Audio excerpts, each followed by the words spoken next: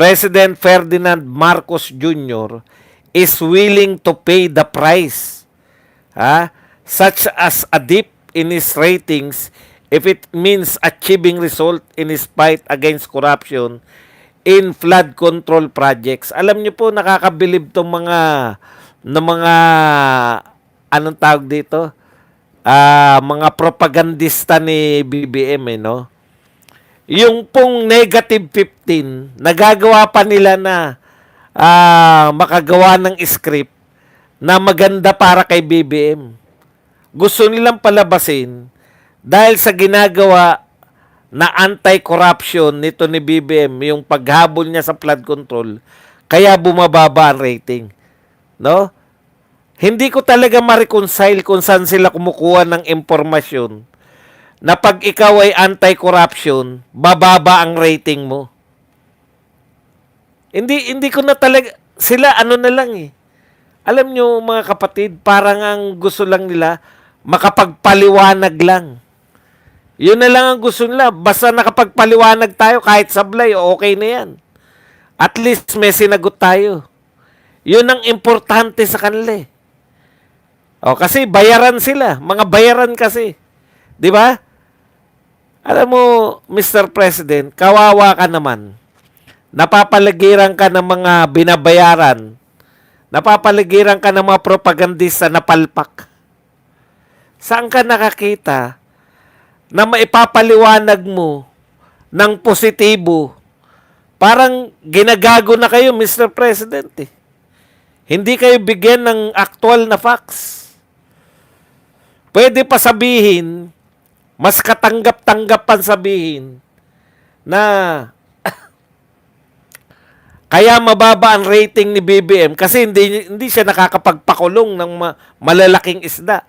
Katanggap-tanggap pa yun eh. Di ba?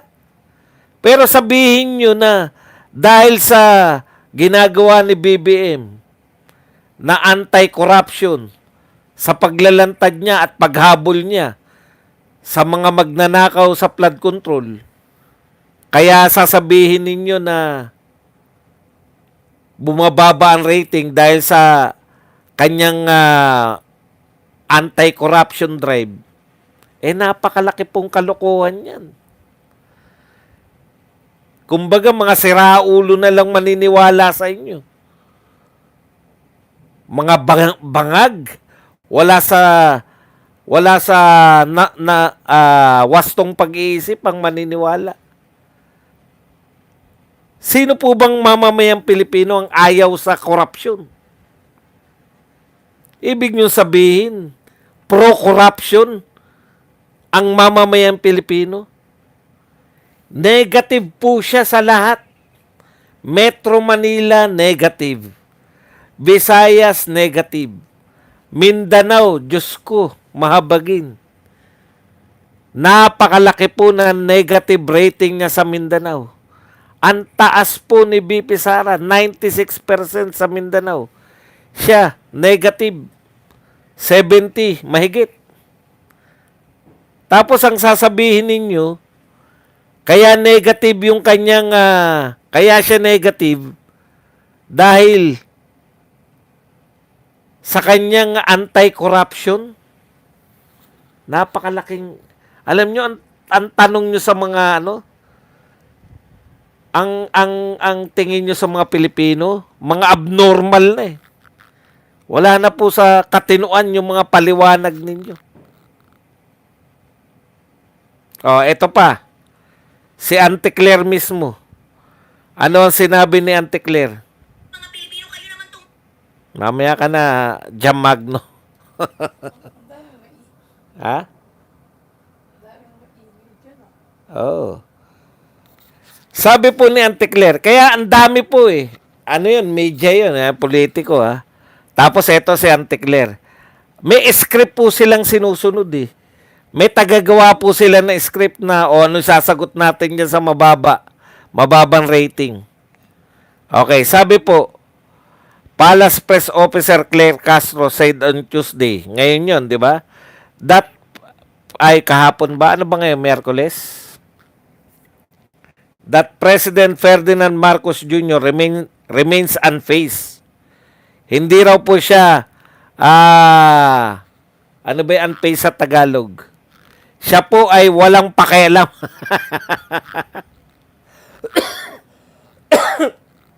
By recent survey results showing decline in his approval ratings.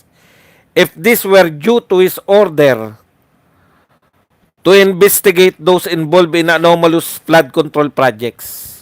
Tignan nyo na. Oh. Okay lang daw na bumaba rating niya kung ito ay dahil sa kanyang utos na imbestigahan yung mga anomalous flood control project. Kaya raw nagne-negative. Eto pa, pakinggan nyo pa. The President will not be bothered. Hindi siya, anong tawag doon sa bothered, mahal? Matitinag. Hindi siya, mag-aalala. Hindi niya ipag-aalala yung pagbaba ng kanya ratings because what he did was the right decision. Yan. Hindi siya nababahala. Yan, mas maganda. Even if it may not be a popular decision, as many people and politicians will be affected. Ang paliwanag po nila, mga kapatid, hindi popular na desisyon yung paghabol niya sa mga magnanakaw.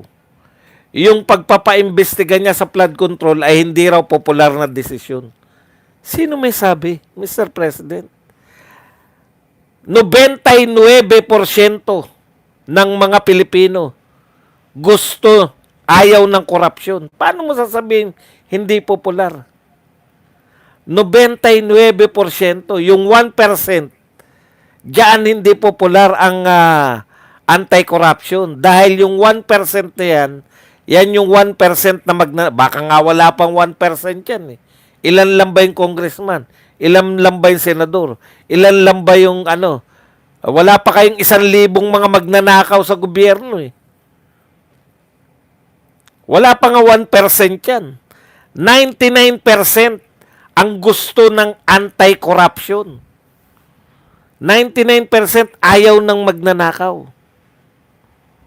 Kaya hindi nyo po pwedeng sabihin na hindi popular yung paglaban sa pagnanakaw. Katarantaduhan yan. Ibig nyo, kahit sino po tanungin nyo. Huwag na kayong mag-aksaya na magbabayad pa ng survey. Kayo na mismo magtanong. Tanungin nyo kapitbahay nyo, gusto nyo bang nagnanakaw yung mga tao sa gobyerno? Siyempre, ayaw ng lahat yan. Tapos yung gobyerno, ayon sa inyo, ay nagtatrabaho laban sa mga magnanakaw, kaya negative ang kanyang rating. Napakalaki pong kalokohan. Wala na kayong maikatwiran. Sinisimulan nyo yung bagong taon sa pambubudol.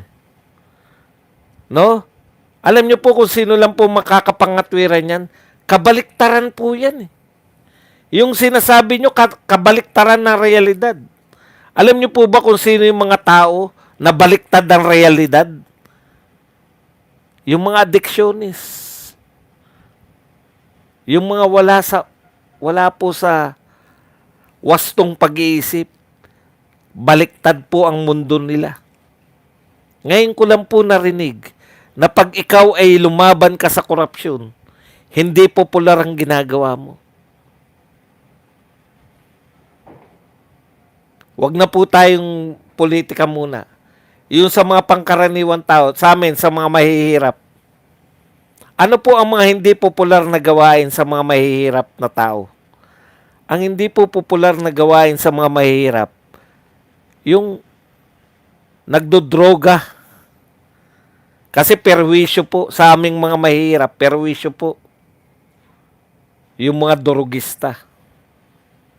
Ano pa po? Yung mga magnanakaw. Ano po ang hindi popular sa amin? Yung mga magnanakaw. Biruin mo, mahirap ka na. Akyat bahay pa yung mabibiktima ka pa ng akyat bahay. Isa na lang nga yung medyo mamahali mong gamit, cellphone. Nanakawan ka pa na akyat bahay. Yan ang mga hindi popular na gawain sa aming mga mahirap. Pero kung lalabanan mo yung pagnanakaw, oh, kaya madali lang po intindihin eh. Kung bakit bumababa ang rating eh. Ano ang ayaw ng tao? Droga at pagnanakaw. Oh. Ngayon, tanong natin, bakit bumababa ang rating ni BBM? Hindi dahil lumalaban siya sa... Oh. Simple lang ang sagot. Huwag nyo nang pahirapan. Huwag na tayo mag-economics. Huwag nyo nang tanungin kay Recto. Pangkaraniwan tao, ano ang ayaw? Droga at pagnanakaw. Ano katangian ng ating gobyerno? Droga at magnanakaw. Durugista at magnanakaw.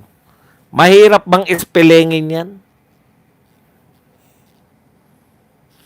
Kaya ayaw na ng tao sa gobyerno. Hindi yung putya, pinababangon nyo pa. Oh, meron pa ba nangangatwiran ngayon? Na di bali na, presidente pa rin si BBM.